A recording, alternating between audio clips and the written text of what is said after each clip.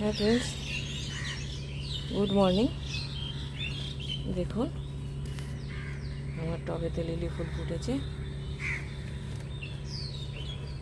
কত সুন্দর। দেখুন এই সামান্য কয়েকটা, যখন এদের ফুলগুলো ফোটে এদের কোনো পাতা থাকে না, এরা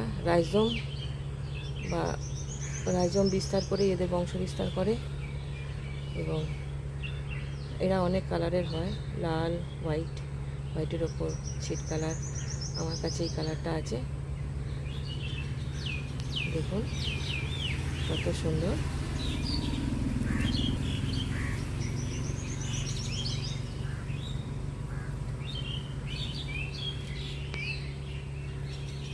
এদের সাদা সাদা পেঁয়াজের মতো কাণ্ডটা হয়, মাটির নিচে থাকে।